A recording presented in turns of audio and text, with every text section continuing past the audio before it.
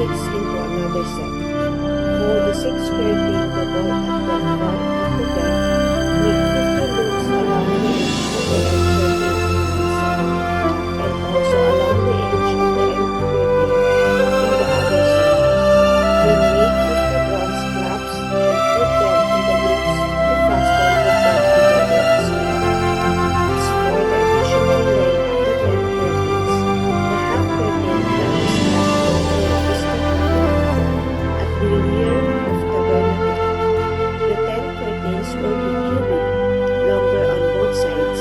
What is left will hang over the sides of the tabernacle so as to cover it. Make for the tent a covering of ram skins dyed red, and over that a covering of the other durable leather. Make upright frames of acacia wood for the tabernacle. Each frame is to be 10 cubits long and a cubit and a half wide. The word of God. Amen.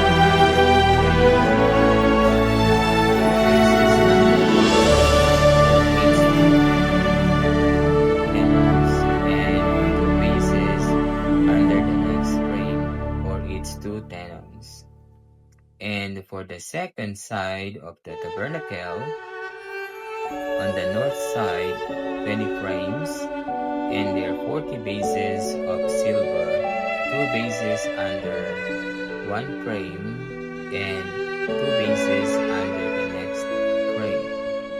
And for the rear of the tabernacle, westward, you shall make 6 frames.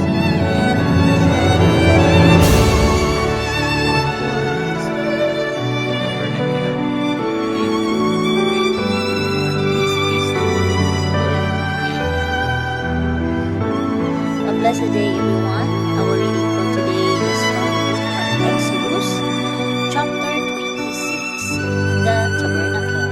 I will reading from verse 24 to 30, and here is the scriptures.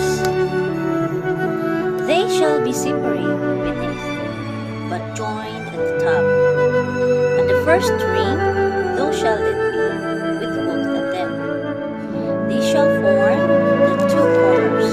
And there shall be 8 frames with their bases of silver, 6 to 10 bases, 2 bases under the frame, and 2 bases under another frame. You shall make bars of acacia wood, 5 for the frames on the one side of the tabernacle, and 5 bars for the frames on the other side.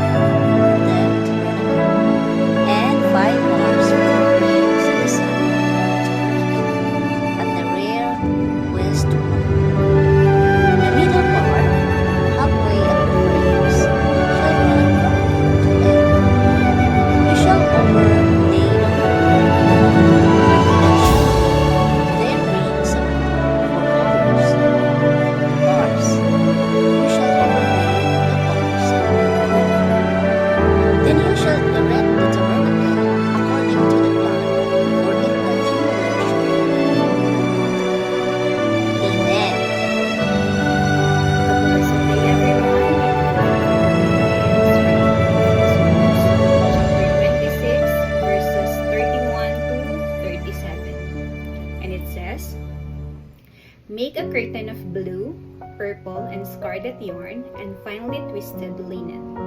With the cherubim, work into it by a skilled craftsman.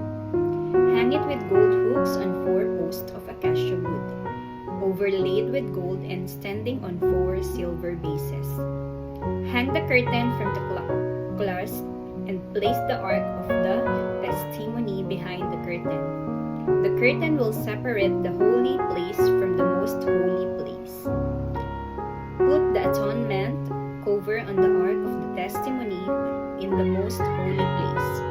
Place the table outside the curtain on the north side of the tabernacle and put the lampstand opposite it on the south side.